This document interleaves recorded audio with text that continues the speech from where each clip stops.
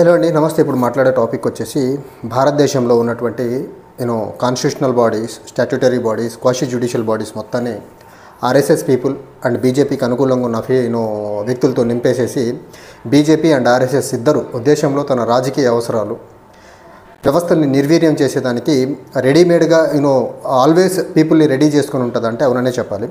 So నిన్నటితో election commission of India Rajiv Kumar retire అయ్యారు. ఆయన ప్లేస్లో కొత్తగా ఇంకొక ఎలక్షన్ కమిషనర్ని ఎన్నిక చేసుకోవాలి.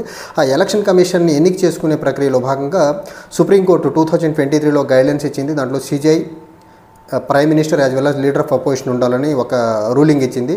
కానీ గవర్నమెంట్ ఆఫ్ బీజేపీ ఏం చేసిందంటే చట్టాన్ని పాస్ చేసే క్రమంలో సుప్రీంకోర్టు గైడ్లైన్స్ ప్రకారం పాస్ చేయకుండా సిజేఐని పక్కన పెట్టేసి సిజేఐ ప్లేస్లో హోమ్ మినిస్టర్ ఆఫ్ ఇండియా అని పెట్టింది. Home minister of India, prime minister of India as well as leader of opposition in Lok Sabha ముగ్గురు మెంబర్గా ఉన్నటువంటి panel election commissioner as well as chief election కమిషనర్ని ఎన్నుకునే ప్రక్రియ ఉంది. దాన్ని కాంగ్రెస్ పార్టీ సుప్రీంకోర్టులో ఛాలెంజ్ చేసి ఉంది. ఆ సుప్రీంకోర్టు జడ్జిమెంట్ కూడా ఈ మంత్ ఎండింగ్లో వాయిదా వేసింది. ఈ క్రమంలో chief election commission of India retire అయిన క్రమంలో కొత్తగా ఒక చీఫ్ ఎలక్షన్ కమిషన్ ఆఫ్ ఇండియాని ఎన్నుకునే క్రమంలో భాగంగా Gyaneshwar Kumar, retired IAS officer, 1988 batch, Kerala cadre IAS ఆఫీసర్ని ఎన్నుకునేదానికి రంగం సిద్ధమైపోయింది. ఆల్మోస్ట్ ఆయన పేరు ఫైనల్ అయిపోయింది. మీడియాకి అఫీషియల్గా కమ్యూనికేషన్ ఇవ్వకపోయినప్పటికీ గవర్నమెంట్ ఆఫ్ ఇండియా, మరీ ముఖ్యంగా హోమ్ మినిస్టర్ అమిత్ షా చాలా బలంగా ఫిక్స్ అయిపోయారు. ఈయన అమిత్ షాతో చాలా క్లోజ్గా అసోసియేట్ అయ్యి 2019 నుంచి ministry of home affairs as well as Amit Shah lead చేసినటువంటి ఇంకొక మినిస్ట్రీ ఆఫ్ కోఆపరేటివ్ అఫైర్స్, ఈ రెండు మినిస్ట్రీలో ఆయన పనిచేశారు. ఈయన ఎక్కడెక్కడ పనిచేశారు? 2019లో హోమ్ మినిస్టర్గా అమిత్ షా ఛార్జెస్ తీసుకునే దగ్గర నుంచి, అంటే ఈయన 2019లో హోమ్ మినిస్టర్గా అమిత్ షా ఛార్జెస్ తీసుకున్న తర్వాత ఈయన టేకప్ చేసినటువంటి first issue abrogation of 370 article related to Jammu and Kashmir.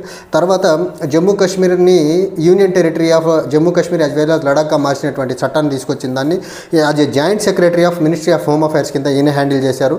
తర్వాత ఈయన అడిషనల్ సెక్రటరీగా ఉంటూ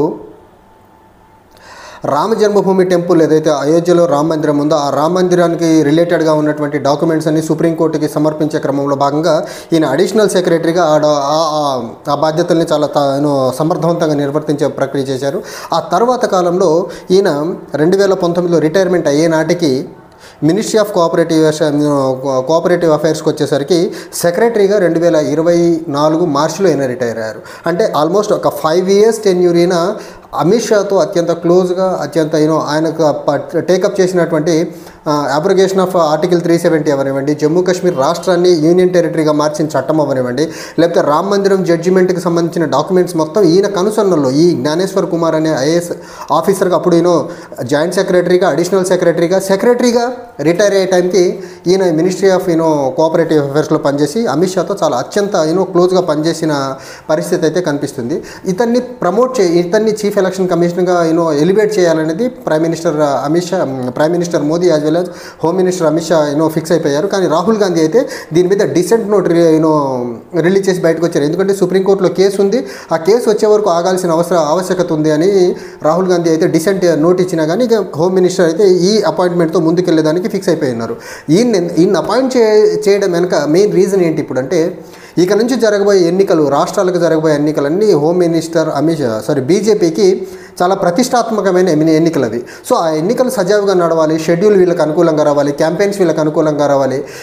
షెడ్యూల్ వచ్చిన తర్వాత అఫీషియల్స్ ట్రాన్స్ఫర్స్ మొత్తం ఎలక్షన్ కమిషన్ ఆఫ్ ఇండియా అండర్లో ఉంటుంది కాబట్టి ఎవరిని ఎక్కడ ప్లేస్ చేయాలా, ఎవరన్నా మాట వినకపోతే వాడిని మార్చాలంటే ఎలక్షన్ కమిషన్ మన వ్యక్తి ఉంటే బాగుంటుంది కదా అనే ఉద్దేశంతో హోమ్ మినిస్టర్ చాలా క్లియర్గా తన కింద వివిధ హోదాల్లో పనిచేసినటువంటి రిటైర్డ్ ఐఏఎస్ ఆఫీసర్ జ్ఞానేశ్వర్ కుమార్ని అయితే అపాయింట్ చేసేదానికి ఆల్మోస్ట్ ఫిక్స్ అయిపోయారు. సో రాబోయే ఎలాంటి అసెంబ్లీ ఎన్నికలు ఉన్నాయి, ఒకటి బీహార్ ఉంది ఈ రెండులో, నెక్స్ట్ ఇయర్ 2026కి వచ్చేసరికి మనకు అగైన్ అస్సాం ఎన్నికలు ఉన్నాయి, వెస్ట్ బెంగాల్ ఎన్నికలు ఉన్నాయి, తర్వాత మనకు తమిళనాడు ఎన్నికలు ఉన్నాయి. సో ఈ ఎన్నికలన్నీ స్మూత్గా సజావుగా బీజేపీకి అనుకూలంగా ఎన్నికలు జరగాలంటే బీజేపీకి అనుకూలమైన వ్యక్తి చీఫ్ ఎలక్షన్ కమిషనర్గా ఉంటే ఈజీగా పని అయిపోతుంది. కాబట్టి సో వాళ్ళ పనులు స్మూత్గా ఇబ్బంది లేకుండా జరగాలి. అది మహారాష్ట్రలో దగ్గరగా 6 నెలల కాలంలో 70 లక్షల ఓట్లు డంప్ చేసినట్టు అవనివ్వండి, లేకపోతే వాళ్ళకి అనుకూలంగా షెడ్యూల్ తెప్పించుకునే విధానం అవనివ్వండి, లేకపోతే వాళ్ళకి అనుకూలంగా అఫీషియల్స్ మార్చుకునే విధానం అవనివ్వండి, లేకపోతే ఓటింగ్ పెద్ద మొత్తంలో డంపింగ్ జరిగినప్పుడు అపోజిషన్ నుంచి ఏమన్నా డౌట్స్ వచ్చి ఇదేంటి ఇలా అని అడిగితే బ్లేటెంట్గా కొట్టిపడేసేలా రాజీవ్ కుమార్లా పనిచేసే వ్యక్తులు కావాలి.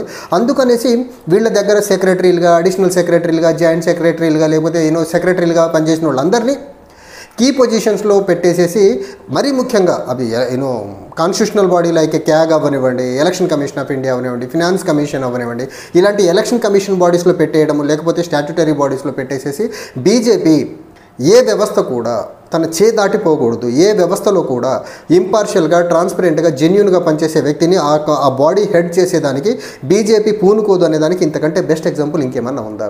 అండ్ టైమ్ అండ్ అగైన్ దేశంలో వ్యవస్థలన్నీ భారతదేశంలో ఉన్న వ్యవస్థలన్నీ right from president of India దగ్గర నుంచి కింద స్థాయిలో ఉండే ప్రతి అఫీషియల్ కూడా బీజేపీకి అనుకూలంగా, లేకపోతే వ్యవస్థలన్నింటినీ షాఫర్నైజ్ చేశారు, కాషాయమయం చేశారు అనే దానికి ఎగ్జాంపుల్ ఇంతకంటే ఇంకేమైనా ఉందా?